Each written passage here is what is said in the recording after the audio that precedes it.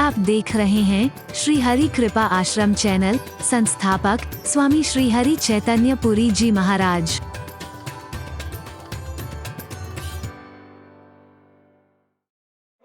दास तुम्हारा वे सेवक है। परशुराम जी कह सकते तू मेरा सेवक कैसे हो जाए? सेवक जो करे सेवकाई, क्या सेवा करी है तूने मेरी? तूने ऐसी कौन सी सेवा करी है मेरी जो तू अपने आप को सेवक कह रहा है? अरे तो भरत जी कहते हैं सेवक शब्द मेरे लिए इस्तेमाल मत करो क्योंकि मुझे शर्म आती है, मैं लाज से गड़ जाता हूं क्योंकि मैं सेवक कहलाने के लायक हूं ही नहीं। क्या कह रहे हो भरत जी महाराज, आपके जैसा सेवक?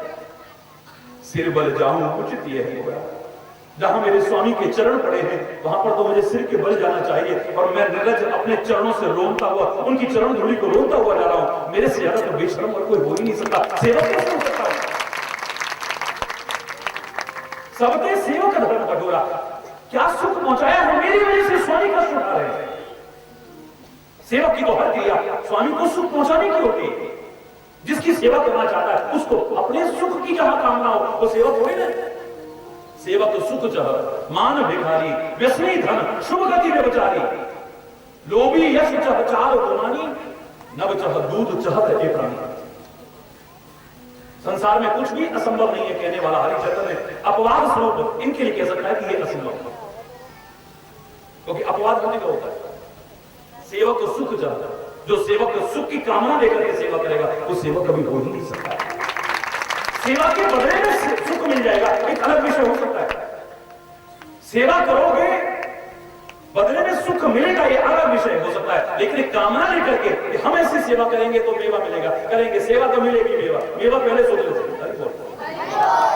वो सेवा नहीं है। आज तक दादाजी को कभी पूछा नहीं, आज तक पिताजी को कभी पूछा नहीं। 20 साल से एक भाई के पास रह रहे थे, कभी प्रणाम का करने नहीं गए, बीमार पड़े रहे कभी देखने नहीं गए, मुसीबत हमारे सर न पड़ जाए। और आज पता नहीं कहां से प्यार उमड़ पड़ा, पिताजी माताजी अब तो आपके बिना जीना बेकार है, नहीं हमारे साथ चलना पड़ेगा।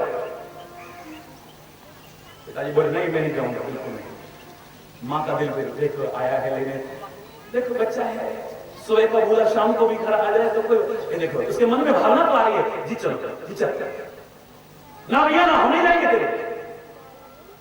माँ ने ममता उमड़ पड़ी, बोले अच्छा। अब घर में गए तो चरण पखारे,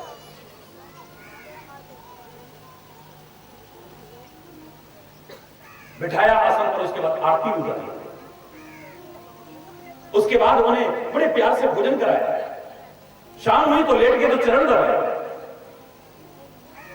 तेल की मालिश करने लगे। जब जो मांगे उनके मांगने से पहले हाजिर कर दिया। घर में बच्चे परेशान क्योंकि दादाजी को प्रिय थी लौकी, और लौकी की सब्जी बने, बच्चे परेशान हो गए, रोज लौकी लौकी बना बना। पापा आज तो भिंडी, वो जो दादाजी कहेंगे इस घर में वही बनेगा बेटा। दादाजी ने कहा भाई मेरी कितनी कदर हो रही है, वहां थी तो वहां भी नहीं थी। अरे है ये सूरज कहां से पश्चिम में हो गई, ये आश्चर्य कैसे हो रहा है? 5वें दिन पोल खुल गई, दादाजी लेटे हुए चरण पखार रहे, इतने में ही पत्नी लेकर के आई, लो जी तुम कह रहे थे ये कागज तो आगे करे। दादाजी बड़े कर्जे में डूब गए हैं, वो सट्टा लगा बैठे थे, हालत खराब हो गई। दादाजी बहुत बुरा हाल है, अब देखो आपसे नहीं कहेंगे तो माँ बाप बच्चों के अलावा, माँ बाप के अलावा बच्चे कहां जा सकते हैं? अब आप ही हमें बचाओगे, बस नहीं तो हम तो बर्बाद हो जाएंगे, मेरे तो बच्चे भी सुसाइड आत्महत्या कर लेंगे। जो जमीन पर लिख दो इसको जरा, अब पता लगा कार्य को कर रहा था। सेवक सुख चाह मान भिखारी, प्रैक्टिकल बात। सेवा के बदले में सुख मिलेगा अलग विषय है, लेकिन सेवा इसलिए कर रहा है कि सुख मिलेगा, वो कभी भी सेवा नहीं कर सकता है। सेवा का काम तो सुख पहुंचाना है, सुख की कामना लेकर के चलना नहीं। मान भिखारी, एक भिखारी व्यक्ति मान सम्मान की कामना लेकर के चले तो ये भी मूर्खता है, असंभव है। अपवाद स्वरूप ये भी असंभव है। 2 पैसे भीख मांगता फिरेगा और वो कहे कि मैं जब जाऊं तो लोग मेरा सम्मान करें, जय हो जय हो जय हो सकता सम्मान हो जाए, एक अलग विषय है। सम्मान हो विषय है, लेकिन कामना लेकर के चलना ये मूर्खता होगी। तो कोई ये भी कह सकता है हट्टे कट्टे होकर गमा खा नहीं सकते, शर्म नहीं आती? बोली ना बट्टा आगे सुबह सुबह, अरे शर्म लिहाज है ही नहीं। इतने हट्टे कट्टे हो, कमाओ खाओ, भीख मांगने आ जाते हैं। बहुत कुछ जलाकटा भी सुनने को मिल सकता है, अपमानजनक भी सुनने को मिल सकता है। एक भिखारी की ये कामना कि मेरे को मान सम्मान ही मिलेगा, सच बताओ क्या ये मूर्खतापूर्ण कामना नहीं? सेवक सुख जहमान भिखारी व्यसनी धन। दुनिया भर के जिसको व्यसन लगे हुए हैं, शराब पीता है, जुआ खेलता है, सट्टा खेलता है, दुनिया भर के जिसको व्यसन लगे हैं, वो सोचे कि मेरे पास धन टिक जाए। विचार करो, टिक जाए धन अलग विषय हो सकता है, लेकिन उसका ये कामना कि धन टिकेगा, अरे कब बर्बाद हो जाएगा पता भी नहीं चलेगा। नल का राज्य बर्बाद हो गया, पांडवों का राज्य बर्बाद हो गया।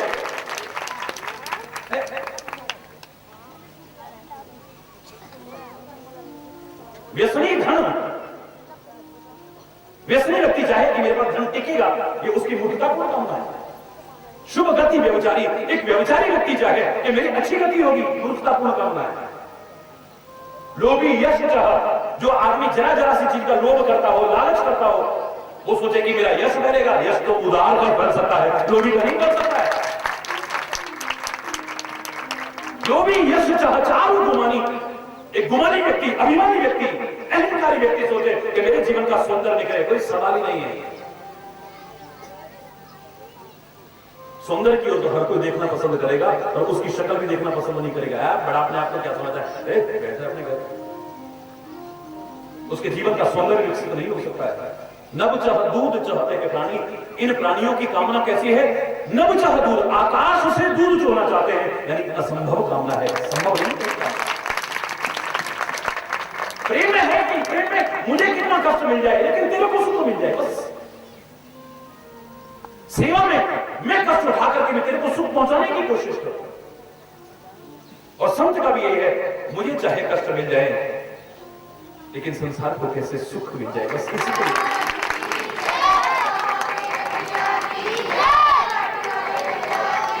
तीन लोगों के जीवन में एक पंक्ति ये अवश्य देखने को मिलेगी। तभी तो मैं कह रहा हूं प्रेमी कहलवाना बड़ा सरल है, प्रेमी अपने आप को समझना बड़ा सरल है, लेकिन प्रेमी बनना। प्रभु जी आपके गुण गाने वाले और होते हैं, तुम्हारे नाम पे मिट जाने वाले और होते हैं, पिला दे प्रेम का प्याला, बना दे अपना मतवाला, वो साकी और होते हैं वो प्याले और होते। ये प्रेमी अलग पड़ा है, प्रेमी कोई मामूली चीज। तभी मैंने कल कहा था, प्रेम न बाड़ी उपजे, प्रेम न हाट बिकाए। ये कोई बाड़ी में पैदा होने वाली सब्जी नहीं है जो कोई भी ला करके ले ले। अरे बोल, प्रेम न हाट बिकाए, ये हाट में बिकने वाला सौदा नहीं है कि कोई भी गया और खरीद लाया, कोई भी बेचना शुरू हो जाए। प्रेम, हरि बोलना।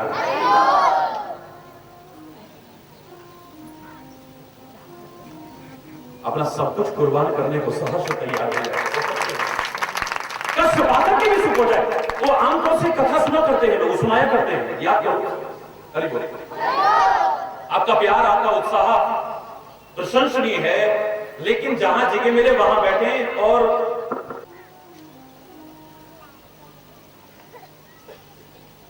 आमतौर से उदाहरण सुनने को मिल जाएगा, आमतौर से उदाहरण सुनने को मिल जाएगा। कथाओं में पर तो सुना देंगे उदाहरण। उदाहरण सुनाना और सुनना बड़ा सरल है। भगवान कृष्ण एक बार लेटे हुए थे, रुक्मणी जी चरण दबा रही थी। भगवान जो है गहरी नींद में चले गए। अचानक उनके मुंह से निकलने लगा राधा राधा राधा राधा राधा राधा। रुक्मणी को बहुत बुरा लगा, स्वामी के उठने की प्रतीक्षा करने लगी। जैसे ही स्वामी उठे, उन्होंने कहा, वाह प्रभु, रहते हमारे पास हो, सेवा हम करती हैं, प्यार इतना हम करती हैं, और यहां रहकर के भी नाम लेते हो राधा राधा राधा राधा। दिन में बैठ के हमारे ब्रज में ऐसा, हमारे ब्रज में ऐसा, हमारे ब्रज में ऐसा, हमारे ब्रज में ऐसा। रात को सोते सोते भी राधा राधा बोलते हो, हमारे दिल पर कितनी चोट लगती है। अरे ऐसा क्या है उनके अंदर जो हमारे अंदर नहीं है? हमारे प्यार में कहां कमी है जो उनके प्यार में ज्यादा है? हमें बताना पड़ेगा। भगवान ने कहा देवी जब समय आएगा अवश्य बता दो। कुछ दिन बात आई गई हो गई तो एक दिन प्रभु ने खेल किया,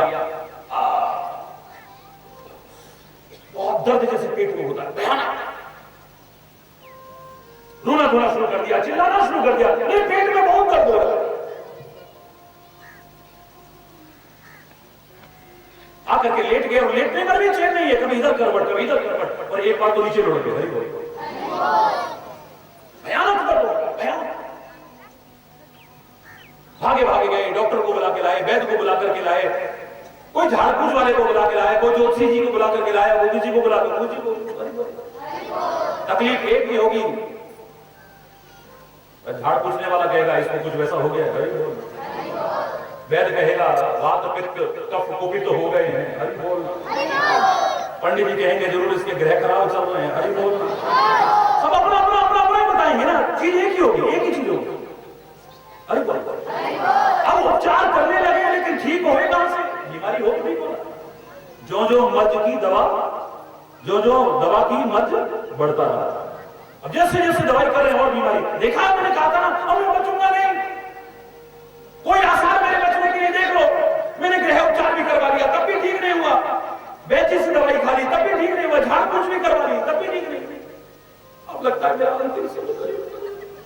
प्रभु ऐसी बातें मत करो प्लीज, ऐसी बातें मत करो। आप नारद जी वहां से वीणा लेके आ रहे थे, श्रीमन नारायण नारायण नारायण। अरे प्रभु ये क्या नाटक हो रहा है, ये क्या खेल हो रहा है?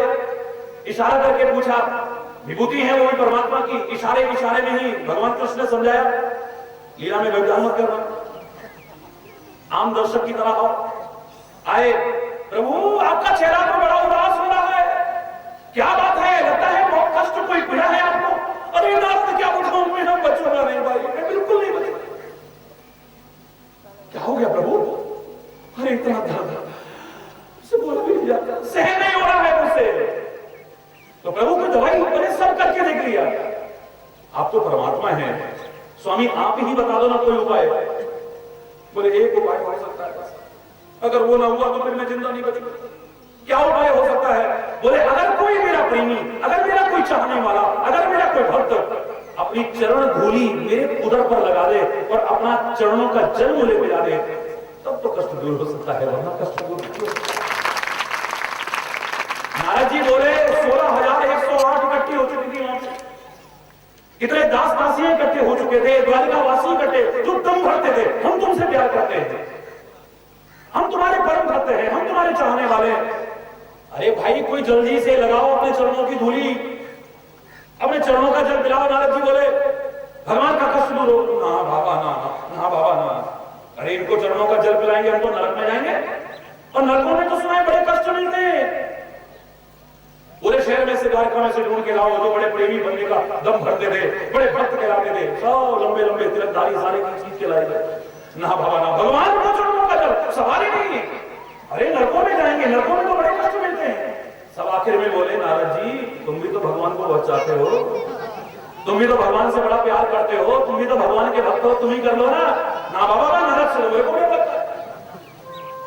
अब तो भगवान ने और भी चिल्लाना शुरू कर दिया, अब तो बचने का सवाल ही नहीं है। नारद जी कहने लगे प्रभु एक उपाय और कोई बता दो, बस ये तो हम तो नहीं कर सकते। बोले उपाय तो कोई और नहीं है, लेकिन आशा की किरण एक शेष है। चले जाओ मेरे ब्रज में, वहां होंगे ब्रजवासी, वहां होंगे गोप, वहां होंगी गोपियां, वहां होंगे ग्वाल, वहां होंगे नंद और यशोदा, जो कान्हा कान्हा कान्हा कान्हा रटते रटते रटते रटते अपना समय व्यतीत कर रहे हैं। उनसे जाकर के अंतिम एक आशा की किरण शेष है, कहना कि तुम्हारा कन्हैया, तुम्हारा कान्हा, तुम्हारा कनुआ बहुत कष्ट उठा रहा है, अगर तुम अपने चरणों की रज दे दो, चरणों का जल दे दो तो उसका कष्ट दूर हो सकता है। देखने में क्या बुराई है। नारद जी तुरंत पहुंचे, मन की गति से पहुंचे, वहां पहुंचे, जाकर के देखा एक वाटिका में बीच में राधा जी बैठी है, चारों ओर गोपियां बैठी हैं, ग्वाल बाल बैठे हैं, सारे ब्रजवासी बैठे हुए हैं और कृष्ण की बातें कर रहे हैं। क्या तुम हमें जाकर के भूल गए? क्या तुम्हें हमारी कभी याद नहीं आती? हम इतना प्यार करते हैं, क्या तुम हमसे प्यार नहीं करते? एक कहती है क्यों नहीं करते थे? अगर हम प्यार करेंगे तो वो प्यार के बिना रह ही नहीं सकता, वो हमसे दूर कर नहीं सकता है। वो कहती तू रहेगा तो क्या, वो देखो ना, वो देखो कदम के सहारे हमसे हो जा रहा है, वो देखो वो दिखता है, तुम्हें दिख नहीं रहा? वो देखो गायों के बीच में झुकी में जा रहा है। कोई कुछ कहती को कुछ नारद की भी आंखों में आंसू आ गए, लेकिन काम ना भूल जाऊं, तुरंत आगे बढ़े। नारद जी को देखा, सारे चरणों में प्रणाम करने लगे। मुनिराज आप यहाँ कहां से आ रहे हो? द्वारिका से आ रहा हूं। द्वारिका से? हमारे कन्हैया को देखा? बस वही तो बताने आया हूं, कन्हैया बड़े कष्ट में है, हमारा कन्हैया कष्ट में है। लगा कि प्राण ही ना त्याग दे, तुरंत कहा उनके पेट में दर्द हो रहा है और कोई कष्ट नहीं, तो क्या उपचार नहीं किया? अरे सारे उपचार बेकार हो गए। आखिर में हमने कहा था कि कान्हा आप ही बता दो क्या उपाय करें। उन्होंने ऐसा ऐसा कहा, तो हमने तो सुना है वहां पर बहुत प्यार करते हैं लोग उनसे, हमने तो सुना है उनकी बहुत सेवा करने वाले हैं वहां पर, हमने तो सुना है बड़े भक्त हैं उनके।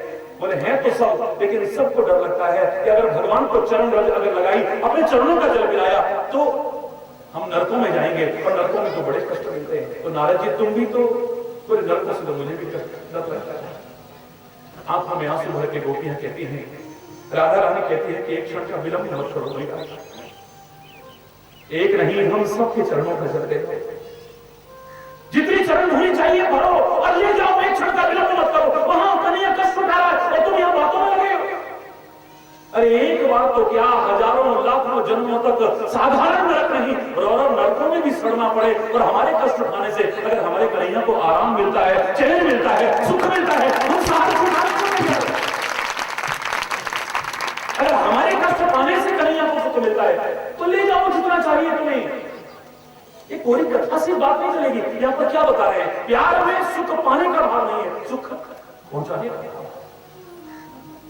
सेवा में सुख पाने का भाव नहीं है, सुख पहुंचाने का भाव है। संतता में सुख पाने का भाव नहीं है, समाज को सुख पहुंचाने का भाव। अगर तीनों में से ये निकाल दिया जाए तो ना वो सेवक रह सकता है, ना संत रह सकता है, ना प्रेमी रह सकता है।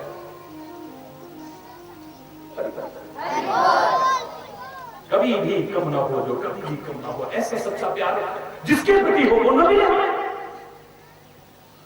पर हमारा सच्चा प्यार नहीं मिल पाता है। उसका कारण है कल जो मैंने कहा था, आज हमने वासना में संबंधों को प्यार कह दिया है, समझ बैठे हैं, है नहीं तो प्यार, वासना में संबंधों को प्यार समझ बैठे हैं, स्वार्थ में संबंधों को प्यार समझ बैठे हैं।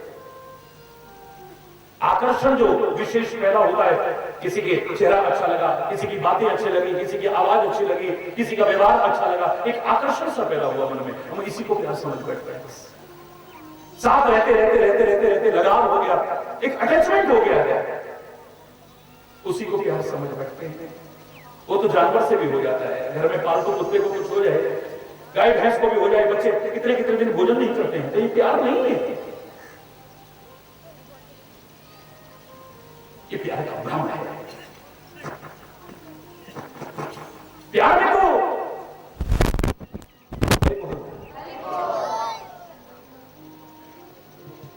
कोई कामना नहीं है, निष्काम है, निष्कपट है, निष्केवल है, निस्वार्थ है, विशुद्ध है।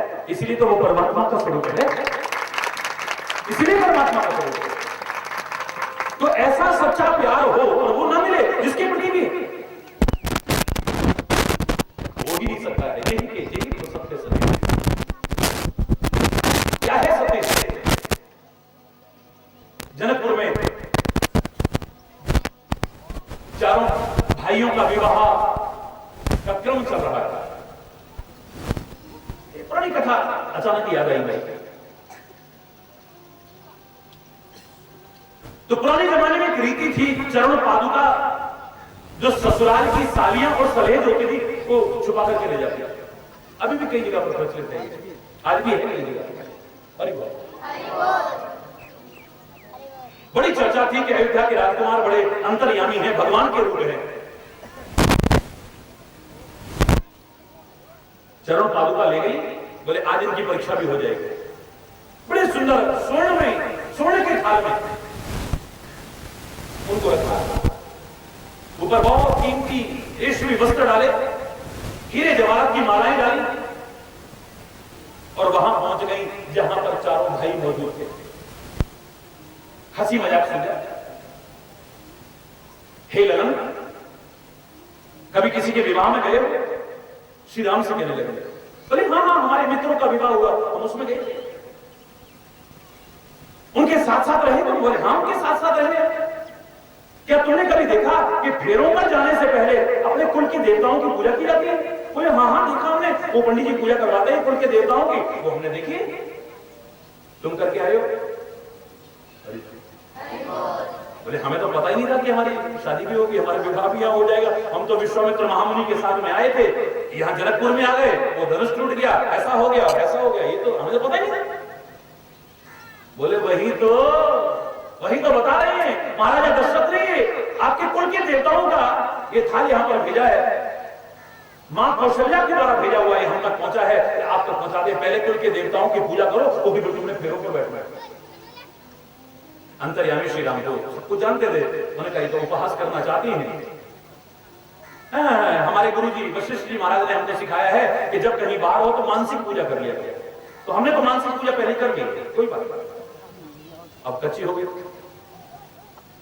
अब क्या करें? यहां तो दाल गली नहीं, तो आगे बढ़ी लक्ष्मण की ओर। तो लक्ष्मण तो आंख का इशारा समझता था, कितना इशारा समझता था, इसका प्रमाण तो रामायण में कई जगह पर वर्णन है। एक जगह पर तो खाली इतना किया था श्री राम ने, यूं यूं यूं सुपर्णखा के नाक कान काट दिया। जब नाक कान काट दिया और वो रोती व्यक्ति चली गई, बाद में श्री राम कहने लगे भैया मैंने तो यूं किया था, यूं किया था, यूं करा, और तुमने नाक कान काटे, वो गलत किया गया। बोले करना तो यही था, लेकिन तुमने समझा कैसे? बोले आपने चार ऐसे किया, चार वेद होते हैं, वेदों को श्रुतियां कहते हैं, और श्रुति माने कान भी होता है।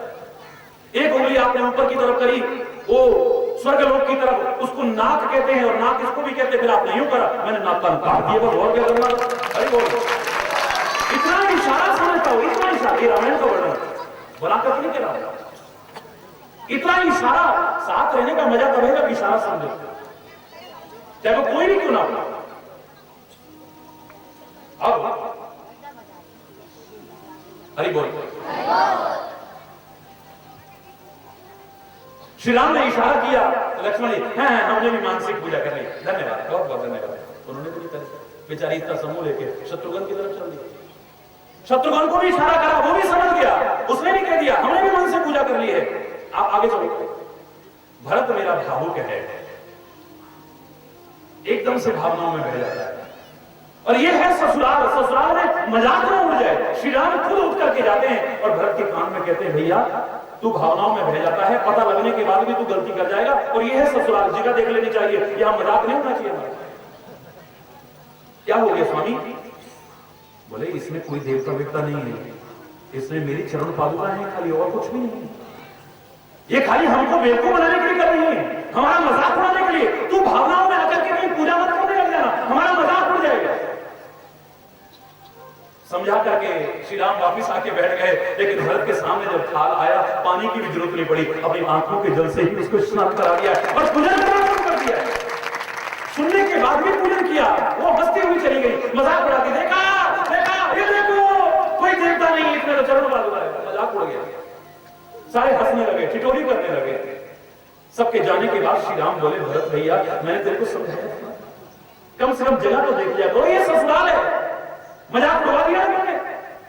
आंखों में आंसू भर के भरत कहता है भैया जिन चरण पादुकाओं को मैं आपका रूप मानता हूं, जिन चरण पादुकाओं को मैं अपने जीवन का प्राण और आधार मानता हूं, वो मेरे सामने आई हुई है, और खाली आई हुई चरण पादुकाओं का पता लगने के बाद भी इसलिए पूजा ना करो कि लोग मेरा मजाक उड़ाएंगे तो धिक्कार है मेरे प्यार को बार-बार,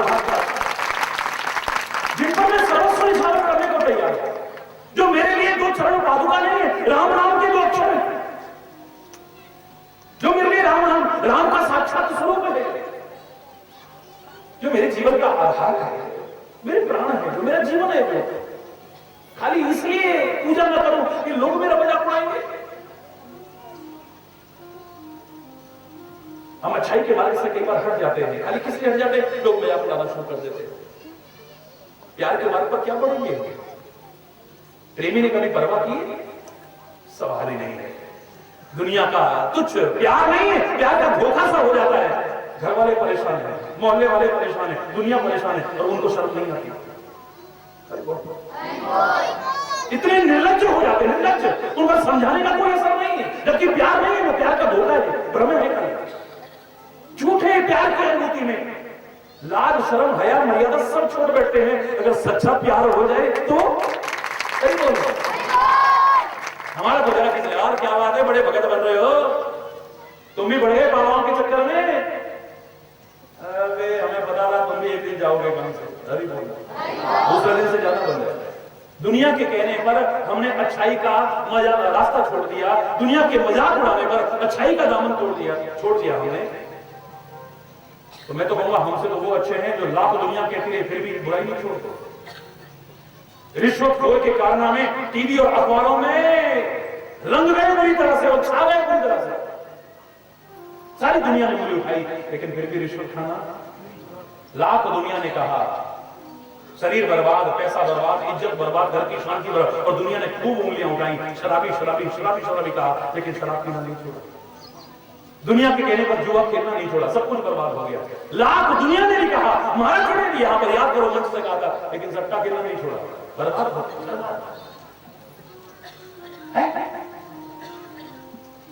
लाख दुनिया ने कहा कि काम मत कर, तू कर्मी दुनिया के कहने पर कुकर्म नहीं छोड़ रहा है, अधर्मी अधर्म नहीं छोड़ रहा है, और हम अच्छाई को दुनिया के कहने पर छोड़ते हैं। हमें लगता है हम उनसे भी गुजरे।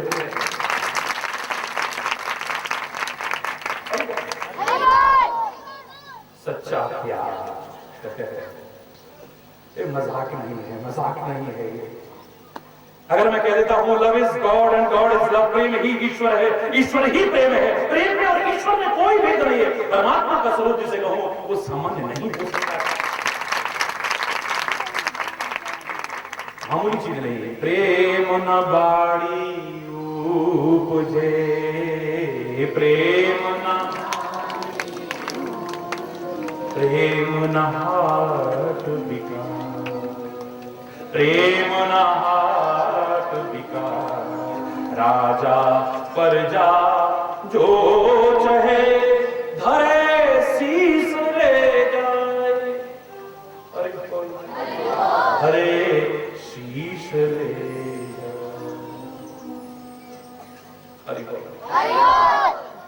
एक काट के फेर दे पहले, उतार करके नीचे रख दे पहले। ये जो अकड़ हुई, दिमाग नहीं, सिर नहीं, इसके अंदर जो अहंकार भरा है, इसके अंदर जो विकार भरा है, इसके अंदर जो परदोष चिंतन भरा है, इसको पहले उतार के फेंकेगा तब इस मार्ग में आगे। कबीर कहता है पहले हमारी मां मरी, पीछे जन्म हमारा। हरि बोल। कबीर की वाणी सुनो, लोग कहा भी करते थे कबीर दास की उल्टी वाणी बरसे कंबल भीजे पानी। हरि बोल, जोर से बोलो। वो कहता है पहले हमारी मां मरी, पीछे जन्म हमारा, और पिता हमारे ब्याहन चले, हम तो चले बराती भैया, हम तो चले। ये कबीर के शब्द हैं, तो मजाक की बात नहीं। पहले ममत्व, पहले अहंकार खत्म हो, मैं और मम खत्म हो, तब जाकर के पहले तुम आएगा, तू ही आएगा, तब इस मार्ग में आगे बढ़ पाएगा, वरना नहीं। बाद में चाहे मैं रहे ना तू रहे, कुछ भी नहीं है। मैं तू है, तू मैं हूं, मुझ में और तुझ में कोई फर्क नहीं, वहां तक भी पहुंच सकता है। ये बाद का विषय हो सकता है, लेकिन पहले ये मैं खत्म करनी पड़ेगी। जब तक मैं है तब हरि नहीं, अब हरि है मैं। प्रेम गली अति सांकरी, ये भी प्यार के लिए कहा है। प्रेम गली अति सांकरी, तामे दो न समाये, इसमें दो तो समा ही नहीं सकते। अभेद दृष्टि जब तक न हो जाए तब तक आगे नहीं हो सकता। पहले वो खत्म हुई तब जन्म होगा, तब जन्म होगा। पिता हमारे ब्याहन चले, अब पिता कौन है यहाँ पर? गुरु को कहा है। और ब्याह करने का मतलब शादी नहीं है, मुक्ति को वर्ण करते हैं। और मुक्ति का तात्पर्य ये नहीं जो मरने के बाद मुक्ति होती है। हरिचंद्र से अगर कोई पूछना चाहे कि मुक्ति का तात्पर्य क्या है, हमें मुक्ति मिलेगी कि नहीं मरने के बाद, तो मैं मरने के बाद की मुक्ति की बात नहीं करूंगा। हरिचंदन तो सीधे सीधे शब्दों में कहेगा, जीते जी मुक्त हो जाओ अंधविश्वासों से, अज्ञानता से, रूढ़िवादिताओं से, कुरीतियों से, वैर विरोध से, घृणा से, द्वेष से, ईर्ष्या से जीते जी मुक्त हो जाओ। मरने के बाद मुक्ति तो अपने हाथ आती है। जीते जी पहले अज्ञानता से मुक्त हो, जीते जी पहले बुराइयों से मुक्त हो जाओ, व्यसनों से मुक्त हो जाओ, दोषों से मुक्त हो जाओ, विकारों से मुक्त हो जाओ। और विकार खत्म करने का एक ही तरीका हो सकता है, क्या? प्यार, जिसकी हम चर्चा कर रहे हैं। वासनाएं खत्म करने का एक ही तरीका हो सकता है, प्यार, जिसकी हम चर्चा कर रहे हैं। मांगो विभीषण, क्या मांगते हो? जो मांगोगे मैं तुम्हें दूंगा। राम कह देते हैं तो विभीषण क्या कहता है? उर कछु प्रथम वासना रही, प्रभु पद प्रीति सरिस सोबहि। उर कछु प्रथम वासना, पहले मेरे मन में वासना थी, मेरे मन में पहले वासनाएं थी, मेरे मन में पहले कामनाएं थी, मेरे मन में पहले विकार थे, लेकिन आपके प्यार के दरियाओं में तो सब बह गए। अब तुम बताइए,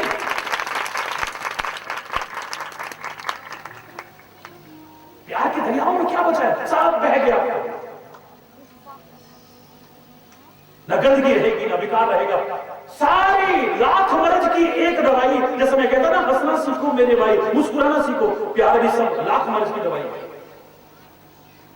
मैंने अभी 2-3 प्रश्न तो नीचे फेंके थे पढ़ करके, अभी एक आध और रखा हुआ है। ध्यान लगाने का कोई सरलतम तरीका बताओ, हमारा ध्यान लगता ही नहीं है। हरि बोल, हरि बोल, बता दूं, बता दूं, बता दूं?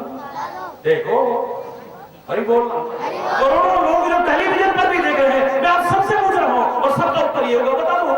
तो फिर बता देता हूं। झूठे प्यार की अनुभूति से भी हो जाएगा कहीं, फिर क्या रहा? झूठे प्यार का भ्रम भी हो जाए ना कहीं, तो 24 घंटे ध्यान नहीं लगा रहता है। हरि बोल, हटता ही कहां है? बोल, रात दिन आदमी उसी के ख्यालों में खोया रहता है। हाँ या ना बोलो? हाँ। झूठे प्यार का भ्रम हो जाए तो रात दिन आदमी उन्हीं के ख्यालों में खोया रहता है, रात दिन उसी को पाने के, रिझाने के प्रयास करता रहता है। और सच्चा प्यार हो जाए तो ध्यान हटेगा, जो तुम लगाने की बात कर रहे हो। क्या बताऊं, बैठो ऐसे करके,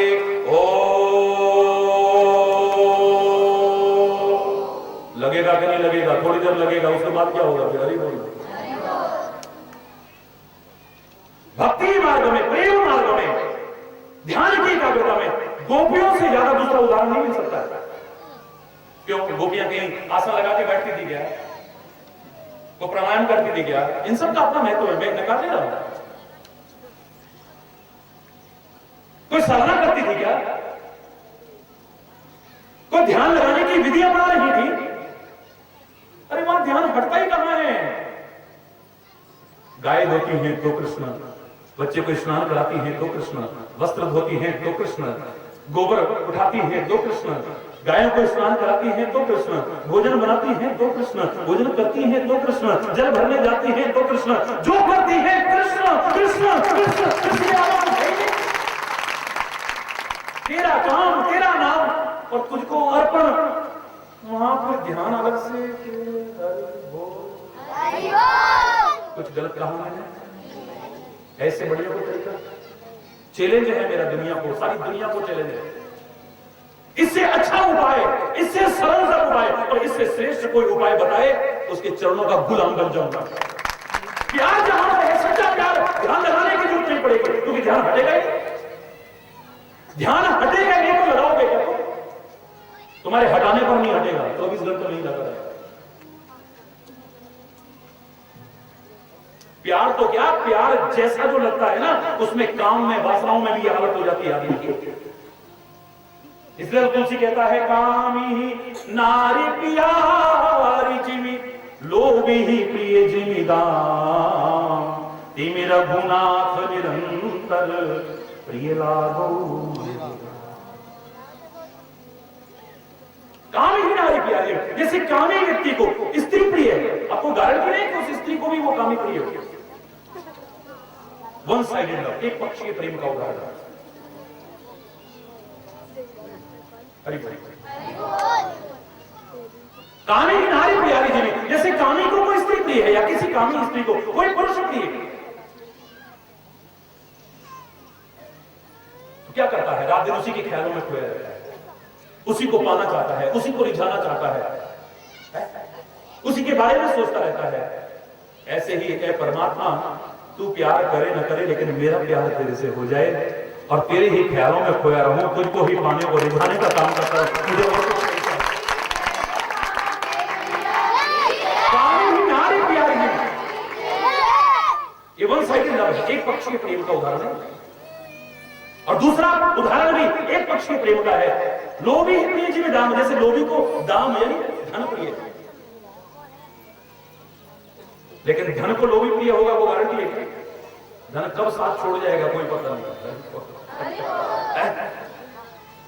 एक पक्षी है, लोभी धन से प्यार करता है लेकिन धन लोभी को प्यार करेगा कोई गारंटी नहीं, उसके पास टिकेगा कोई गारंटी नहीं।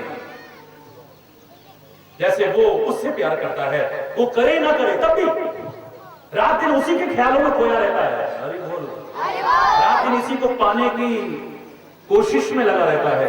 ऐसे ही है परमात्मा, तू प्यार करे न करे पर मेरा प्यार तेरे से हो जाए और रात दिन तेरे ख्यालों में खोया रहूं और तुझको ही पाने की चेष्टा करता है। कामी ही नारी प्यारी लोभी प्रिय जीवराम, तिमी रघुनाथ निरंतर प्रिय रागो। मुझे कैसे प्यारे लगो बताओ, ये उदाहरण है कामी और लोभी की। क्योंकि वो जानता है अगर मैं तेरे से प्यार करूंगा तो तू प्यार के बिना रह नहीं सकता। सीता कह सकती है हनुमान राम भी मुझसे प्यार करते हैं जितना मैं प्यार करती हूं। बोले तुमते प्रेम राम के दूना, जन जननी मानव जे ऊना। अपने मन में यह भावना मत लाओ, तुम जितना प्यार करती हो उससे अनंत गुना स्वामी तुमसे प्यार करते हैं। हमारे सदगुरु, हमारे संत, हमारे महापुरुष, तुम जितना प्यार करोगे ना उससे कहीं ज्यादा वो तुमसे प्यार करेगा। क्योंकि वो बंजर भूमि नहीं, उपजाऊ भूमि। प्यार का एक बीज बोते हो तो अनंत गुना होकर के तुमको वापस लौटाते हैं।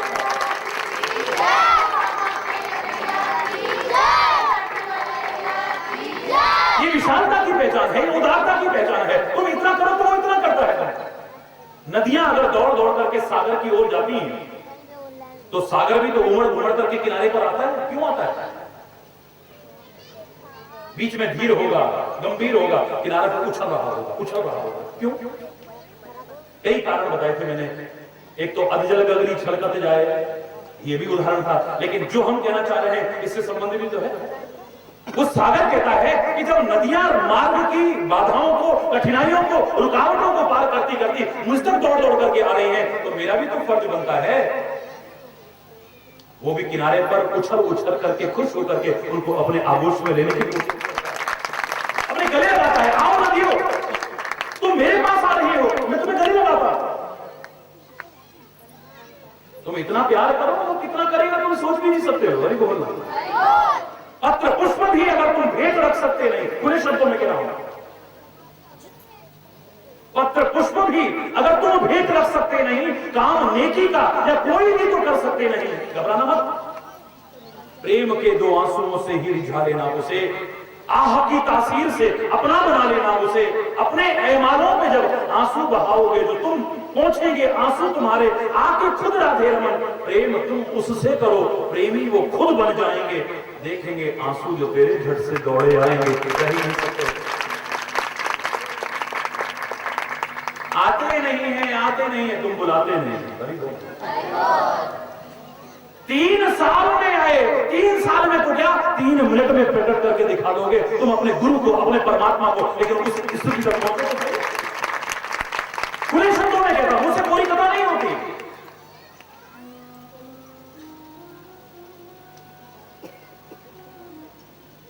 प्यार की चरम सीमा तक पहुंचो तो सही। तुम इतना प्यार नहीं करोगे जितना हमारे संत, हमारे सदगुरु, हमारे परमात्मा हमसे प्यार कर रहे हैं। अगर भक्त वहां व्याकुल है राम से मिलने को, तो राम कितना व्याकुल है जानते हो? जिस राम ने किसी की भावना को कभी नहीं तोड़ा, जिसके लिए कहा प्रबल प्रेम के पाले पड़कर हरि को नियम बदलते देखा, उनका मान टले टल जाए पर भक्त का मान न टले। आज भक्त का मान भी टल गया। राजा बनने के बाद विभीषण जब चरणों में आके प्रणाम करता है, आपका दिया राज्य है हे स्वामी, अब तो आपकी 14 वर्ष की अवधि भी पूरी हो गई है, आप जिस काम के लिए आए थे वो काम भी पूरा हो गया है, एक बार नगर में चल जाओ तो बस एक बार इस लंका को पवित्र कर दो हे स्वामी। बड़ा अधर्म हुआ है यहाँ पर, बड़ा अत्याचार हुआ है, बड़ा अन्याय हुआ है, बड़ा अंधेर हुआ है यहाँ पर, पवित्र हो जाएगी। आपके चरण यहाँ तक आए हो, फिर पता नहीं क्या प्यार की पुकार को मेरे राम सुनते? विभीषण की तो नहीं सुनी। हरि बोल। आज लगता है सारी मीटिंग करके आए हैं, राज्य सिंहासन पर बैठते हैं जैसे राजा घोषणा करता है, मांग लो जो मांगना चाहते। सारे लंका निवासियों को इसने कहा था, विभीषण ने कहा था, मांग लो आज जो तुम मांगना चाहते हो, मैं तुम्हारा राजा नहीं तुम्हारा भाई हूं, लेकिन सिंहासन पर बैठा हूं आज, तो आज जो मांगना चाहो हर कोई मांग सकता है खुले दिल से और सहर्ष दूंगा। लगता है सारे लंका निवासियों ने मीटिंग की होगी और उस मीटिंग का एक ही निष्कर्ष था, सारे चुप करके बैठ गए, चंद लोगों को आगे करा, बोले स्वामी सबकी एक ही इच्छा है, बस एक ही चीज चाहते हो, क्या चाहते हो? बोले चीज नहीं चाहते हैं, वस्तु पदार्थ नहीं चाहते हैं, दुनिया नहीं चाहते, दुनिया का मालिक बगल में आया है, बस उसको चाहते हैं। हमने सुना है कि राम भक्तों के हृदय की भावना को पूरी करते हैं, अपना वचन टल जाए लेकिन भक्तों के वचन को निभाने की कोशिश करते हैं। तो हे विभीषण महाराज, आपने हमें वचन दिया है ना, इस वचन को आप भी पूरा करना, आप भी उनके भक्त हो। बस राम जी को ला करके एक बार लंका को पवित्र करा, बस तापस विशेष उदासी वाला नियम भी उनका खत्म हो चुका है। अब तो जो काम उन्होंने करना था वो कार्य भी पूरा हो चुका है, 14 वर्ष की वो अवधि भी समाप्त हो गई है। अब तो ऐसा करो, एक बार चरण डरवा। विभीषण आकर के चरणों में प्रणाम करता है। स्वामी कहते हैं, कहो विभीषण कुछ कहना चाहते हो? अब तो अंतर्यामी है प्रभु, क्या कहूं आपसे? कहो कहो क्या कहना चाहते हो? बोले स्वामी मेरी इज्जत रख लो, बस मेरे वचन की लाज रख लो, एक बार अयोध्या में लंका में चरण डाल दो बस। राम की आंखों में आंसू आ गए। सारी सृष्टि का मालिक आज अपने आप को कहीं आकर के हल्का सा असहाय महसूस कर रहा है, और उसका भी कारण प्यार ही हो सकता है, कुछ और नहीं हो सकता। आंखों में आंसू भर के श्री राम कहते, असहाय और असमर्थता व्यक्त करते हो। विभीषण मुझे क्षमा करते हैं, आज मैं अपने प्रेमी भक्त की कोई चाह पूरी नहीं कर पा रहा। मन में दुर्भावना मत लाना कि हमारे राम हमारी सुनते नहीं है, लेकिन मैं क्या करूं, मैं मजबूर हूं। अगर एक क्षण भी विलंब हो गया अयोध्या पहुंचने में तो जिया तो ना पाऊं वीर, मैं अपने भैया को जिंदा नहीं पाऊंगा। अप्रत्यक्ष कहना चाहते हैं, अगर मैं लंका में आ गया तो यहां कोई मरने वाला नहीं है, और वहां अगर लेट हो गया तो मेरा भैया जिंदा नहीं रहता। अब तो एक क्षण भी मुझे यहां रखने की बजाय लंका में ले जाने, लंका से जितनी दूर करना कर सकते हो, जितना जल्दी कर सकते हो उतना जल्दी दूर करो। क्या कह रहे हो स्वामी? बोले हाँ, पैदल जाऊंगा तो बहुत विलंब हो जाएगा। अब मेरा नियम पूरा हो चुका है, तुमने ठीक कहा था। ऐसा करो, पुष्पक विमान ले आओ, तुम्हारे पास है ना हेलीकॉप्टर, मेरे को जल्दी से जल्दी मेरे भरत के पास पहुंचा दो, क्योंकि भरत मुझसे मिलने को व्याकुल हो रहा है, उससे कहीं ज्यादा मैं व्याकुल हो रहा हूं। तू अगर व्याकुल हो उससे मिलने को तो वो हरि बोल, जोर से बोलो। हमारे यहां उदाहरण मिलता है कि एक बार नारद जी जा रहे थे गांव से, जैसे ये गांव है, गांव से जा रहे हैं, किसान ने देखा नारद जी जा रहे हैं, अरे भैया संत महापुरुष हमारे गांव में कहां से आएंगे, छोटे से गांव में है? नारद जी महाराज एक मिनट ठहरो, इतने महान ऋषि हमारे यहां से निकल रहे हैं। प्रणाम किया है, अपने खेत में एक इमली का पेड़ था बहुत बड़ा, उसके नीचे ला करके जो अपने पास था आसन वो रखा, उस पर बिठाया, जल अर्पित किया है। महाराज हमें भी आशीर्वाद दीजिए।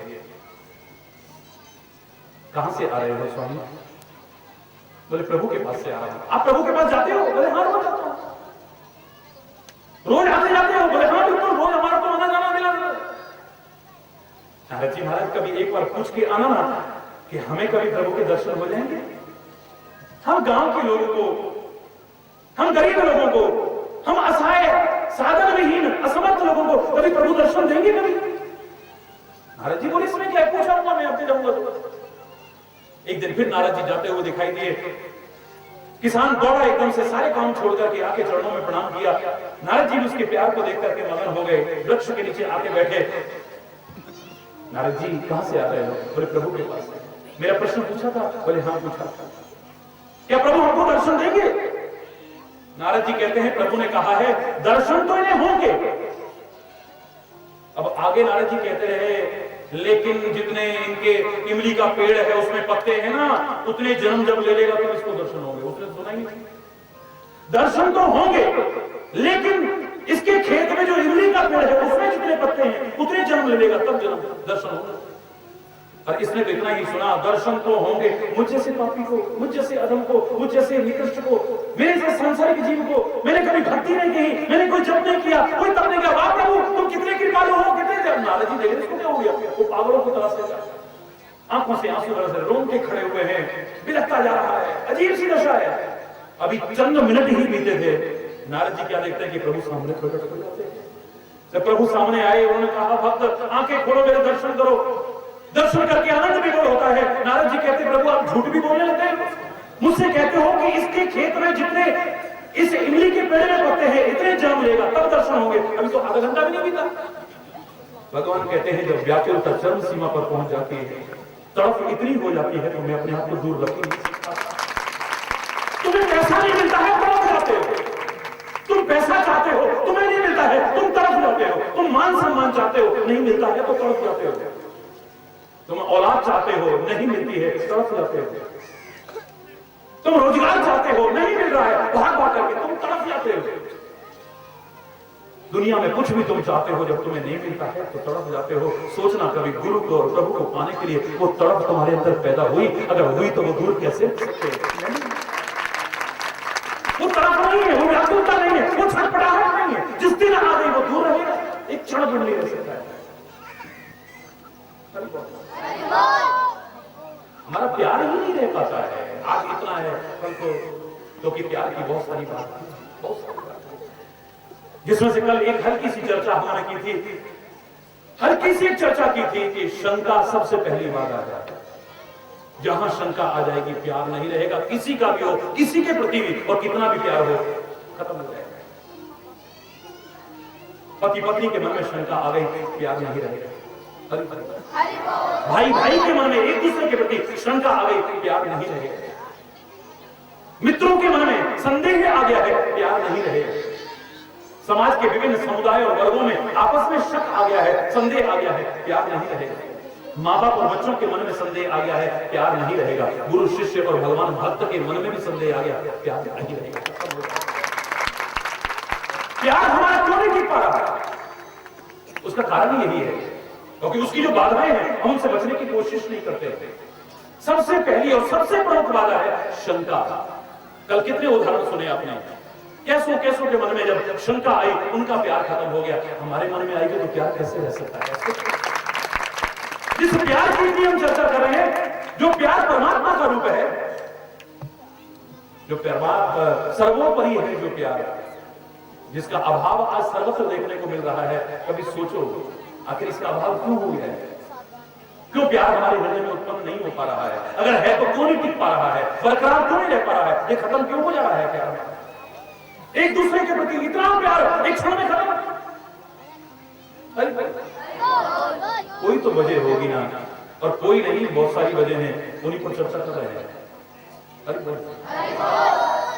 आज समय काफी हो रहा है, मन तो करेगा अरे बोल, अरे बोल, और जोर से बोल।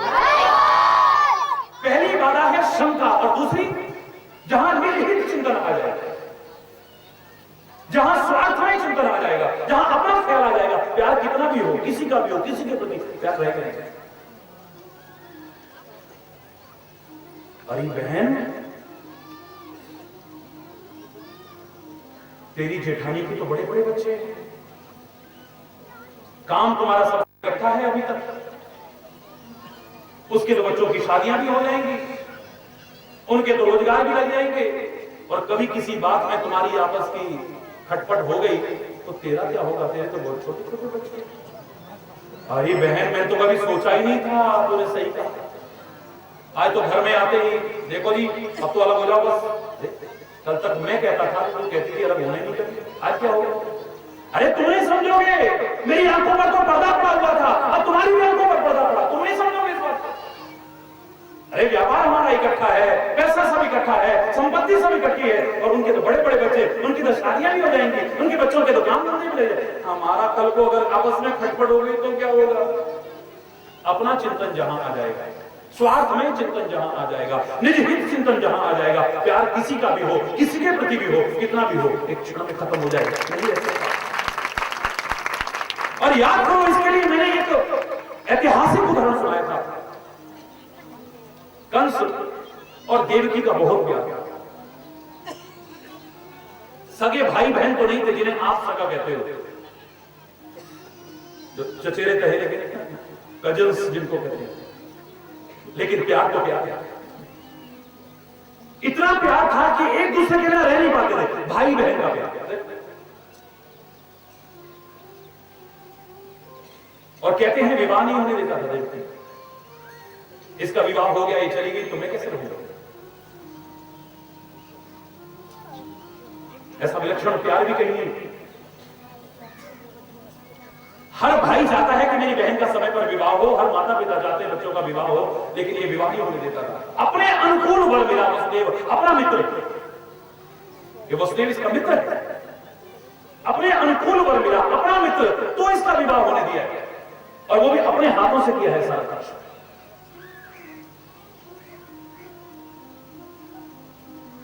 ऐसे कठोर दिल के अन्यायी और अत्याचारी के आंखों में आंसू पहली बार देखे, पहली बार। जिसने अपने बाप तक को कारागार में बंद कर रखा हो, जिसने कभी झुकना ना सीखा हो, आज वो रथवान को हटा के कहता है रथ में हाथ कम से कम इतनी देर और सात मेरे को देखती करते, इसको ससुराल में छोड़ करके आऊंगा। स्वयं रथवान बन करके रथ को हारने की कोशिश करता है, आंखों से आंसू बहाता हुआ जा रहा है। आज बहन को विदा करते हुए इसका हृदय तड़प रहा है, जिसे अलग नहीं होना चाहता है, विलग नहीं होना चाहता है।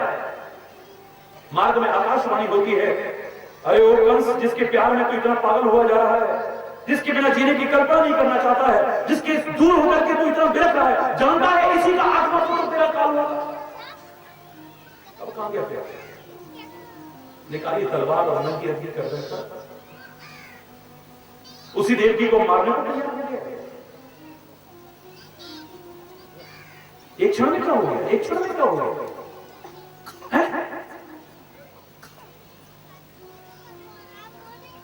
मेरा क्या हो? मेरा क्या हो?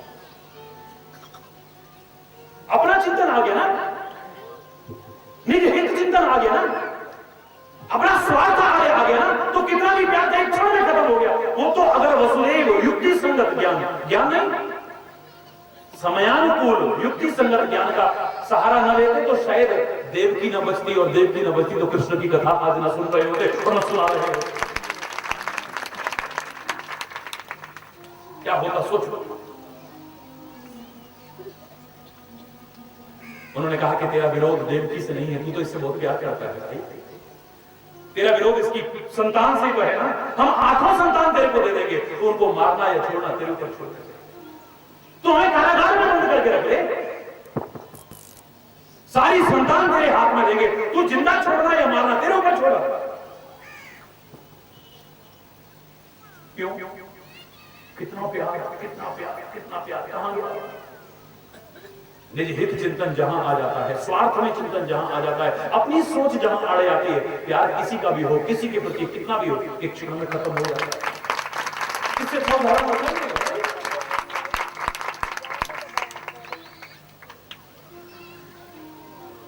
स्वार्थ और प्यार का संबंध उसी तरह से नहीं है जैसे सूर्य और अंधकार का संबंध नहीं है। कभी भी नहीं मिल सकते, कभी नहीं मिलेंगे।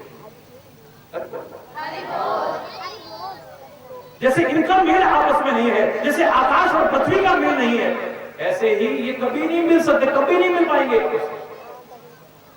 जहां स्वार्थ होगा वहां प्यार नहीं रह सकता है, और जहां प्यार है वहां स्वार्थ नहीं रह सकता। परमार्थ ही परमार्थ होगा।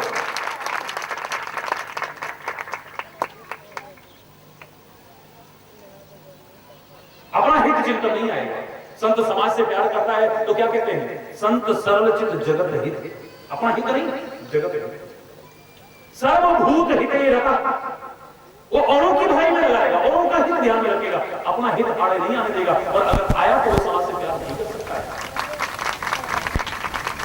सबकी भलाई में लगाए, सबकी भलाई में लगाए, अपना तो चाहिए, अपना क्या है? जो अपने उसमें लगा है तो मैं उसे संत भी मानने को तैयार, मैं उसे भक्त भी मानने को तैयार नहीं, मैं उसे महापुरुष की श्रेणी में भी लाने को तैयार नहीं हूं। खुले शब्दों में कहता हूं, कोई नहीं सकता जो अपने बारे में सोचे, जो अपने कल्याण की सोचता है, जो अपने उद्धार की सोचता है, अच्छी बात है, संत नहीं है वहां तो अपना तो आपको कैसे मिल जाए, आपको कैसे मिल जाए, आपका कैसे भला हो जाए, आपका कैसे भला हो जाए, आपका जीवन बचे, बदले में अपना जान भी संकट में डाल जाए, आपका भला हो जाए, चाहे आप बुरा भी करते होगे तो भी उसके मन में कोई द्रोह नहीं आएगा, उसके मन में कोई विरोध नहीं आएगा, उसके मन में कोई दुर्भावना नहीं आएगी।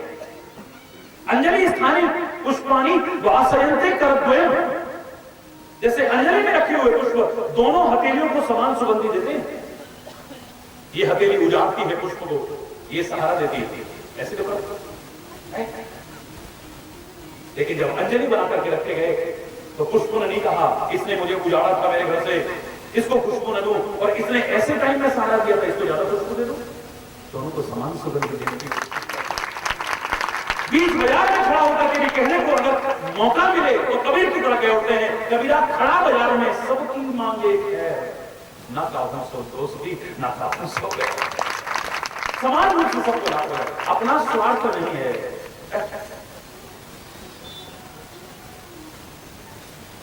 जहां अपना हित आड़े आएगा, जहां अपना स्वार्थ आड़े आएगा, प्यार खत्म हो जाएगा। अबे अपने दोस्त का साथ छोड़ दे, वरना वो मुसीबत में फंसने वाला है और गेहूं के साथ गुड़ भी बिक जाएगा, तो पड़ जाएगा चक्कर। कहां इतना प्यार करते थे, आज वो आ भी रहा है तो खिसक जा रहे हैं। कह देना घर में नहीं, कह देना घर में नहीं।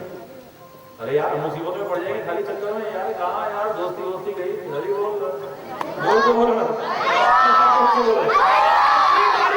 अपने बारे में सोच, आगे प्यार नहीं रहेगा, तुम्हारी मित्रता नहीं रहेगी। ये भी प्यार की बहुत बड़ी बाधा है, सतर्क रहना। अगर प्यार बनाए रखना चाहते हो तो, प्यार बढ़ाना चाहते हो तो, प्यार को बरकरार रखना चाहते हो तो, अहंकार ये भी प्यार की बाधा है, अभिमान ये भी प्यार की बाधा है। जहां अकड़ आ जाएगी, अभिमान आ जाएगा, प्यार नहीं रह सकता है। आदमी 2 दिन बर्दाश्त करेगा, 4 दिन बर्दाश्त, एक आदमी अकड़ दिखाता रहे, हाँ यार पता नहीं क्या समझ रहे, टूट जाएगा तुम्हारा रिश्ता। बोलो, हर आदमी अपना आत्मसम्मान रखता है, सेल्फ रेस्पेक्ट रखता है। जब आप उसके आत्मसम्मान पर ठेस पहुंचाओगे, रात दिन तो क्या हो गया, तुम्हारा संबंध कब टूट जाएगा पता ही नहीं चलेगा, तुम्हारा प्यार कब खत्म हो जाएगा पता ही नहीं चलेगा। ये जो अकड़ आ जाती है, ये भी हमारे प्यार को खत्म कर देती है।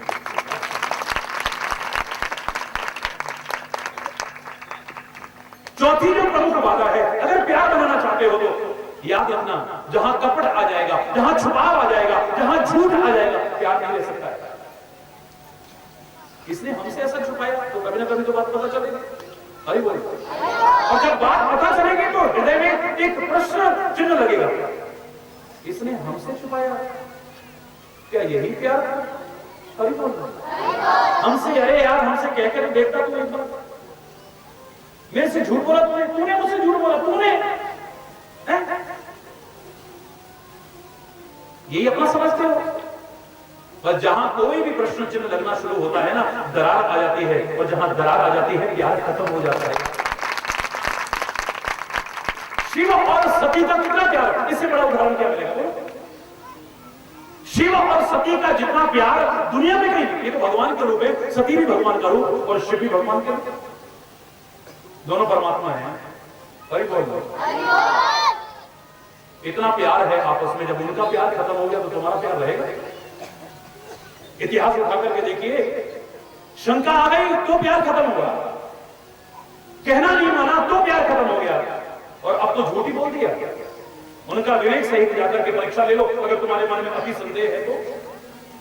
और जब परीक्षा लेकर के आई है तो घबरा करके झूठ बोल गई है। कछुना परीक्षा लीन गुसाई कीन प्रणाम तुम्हारे हिनाई। मैंने तो तुम्हारी तरफ प्रणाम किया था। क्या परीक्षा लीन? परीक्षा करना नहीं। हे सती तुमने राम की कैसे परीक्षा ली? बोले कुछ नहीं, कछुना परीक्षा लीन गुसाई। मालूम है भगवान सब जानते हैं, मेरे पति अंतर्यामी हैं और फिर झूठ। अरे बोलिए, अंतर्यामी ना भी हो तो भी झूठ नहीं बोलना चाहिए, कभी नहीं छुपाव करना चाहिए, क्योंकि झूठ के पैर ज्यादा नहीं, कभी ना कभी प्रकट होगा और जिस दिन प्रकट होगा तुम्हारा प्यार खत्म हो जाएगा। तुलसी ने यहां पर क्या लिखा है? जल पे सरिस बिकाए देखो प्रीति की रीति भर बिरद होए रस जाए कपट खटाई पर तुम। शिव और सती जैसा प्यार कहां मिलेगा? कैलाश पर्वत से दक्षिण में अगस्त्य ऋषि की कथा सुनने जा रहे हैं तो वहां भी साथ ले जा रहे हैं, एक दूसरे के बिना रह नहीं पाते, लेकिन अब हृदय से त्याग कर दिया, दिल से त्याग कर दिया। बताओ, भगवान शिव ने साक्षात जगत जननी भवानी दुर्गा सती का परित्याग क्यों? कहां गया वो प्यार? क्योंकि जहां झूठ आ गया है, जहां कपट आ गया है, जहां छुपाव आ गया है, जहां दुराव आ गया है, प्यार किसी का भी हो, कितना भी हो, किसी के प्रति भी हो, खत्म हो जाएगा।